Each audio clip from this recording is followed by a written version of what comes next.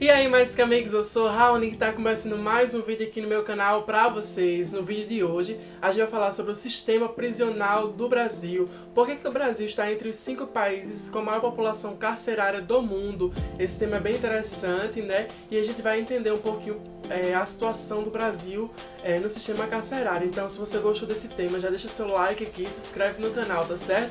E vem comigo!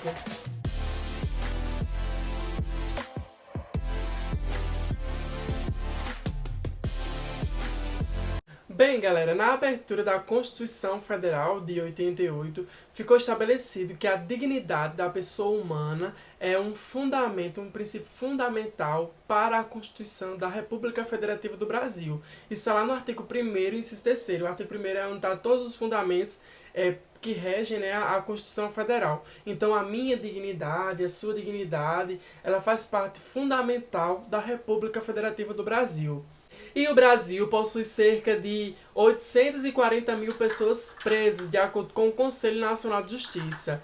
E cerca de 40% dessa população está presa e ainda não foi condenada. Isso quer dizer que cerca de 400 mil pessoas estão presas e ainda não foram condenadas. É muita gente, né? O sistema prisional, ele deveria, né, ser um sistema ressocializador.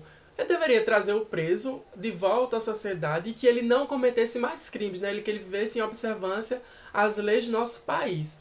Porém, as instabilidades geradas pela falta ou insuficiência de condições legais do encarceramento no sistema prisional faz com que essa execução penal ela se torne dessocializadora ao invés de ser ressocializadora.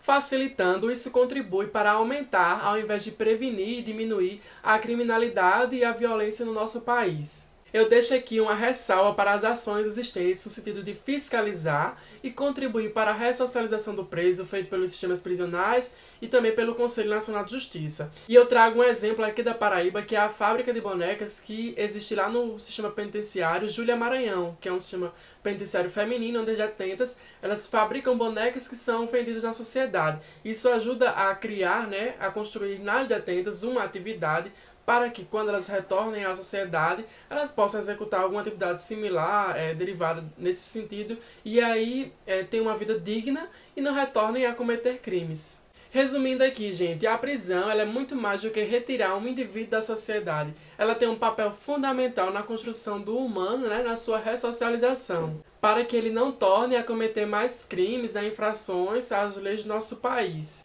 Por isso é tão importante esse tema. Ele precisa do engajamento não só do poder público, mas também da sociedade, meu e seu, porque quando um detento sai do sistema prisional, ele retorna à sociedade e ele vai retornar a conviver comigo e com você. Então, eu preciso me preocupar, você também, junto com o poder público, com esse tema, né? O inciso 47 do artigo 5º da Constituição Federal, ele existe para regular a ação punitiva do Estado, a fim de garantir, né, a dignidade da pessoa humana, como eu falei no começo, e os direitos humanos.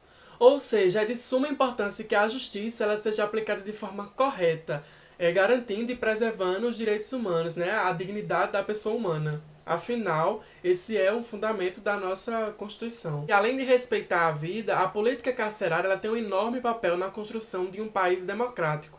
E lembra aqui que penas de morte no Brasil ela só pode existir em estado de guerra que seja declarado pelo presidente da República, tenha o aval do Congresso Nacional e ainda assim ela deve obedecer ao Código de Execução Penal Militar. Eu queria encerrar o vídeo de hoje fazendo uma reflexão de uma frase que me entristece muito, principalmente quando ela é proferida, quando ela é divulgada por irmãos meus que comungam da mesma religião que a minha, que é a seguinte: bandido bom é bandido morto. E quando a pessoa fala isso, além de estar desejando a morte de outra pessoa, ela não entende o significado da morte, porque a morte ela não vai combater a criminalidade não deixa de existir quando uma pessoa morre.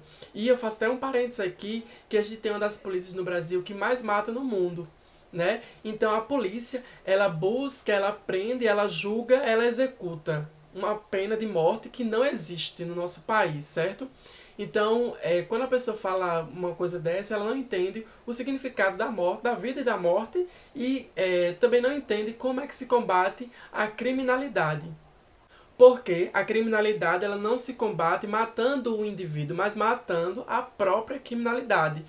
Como? Criando políticas de segurança pública para que esse problema público deixe de existir ou seja minimizado o máximo possível.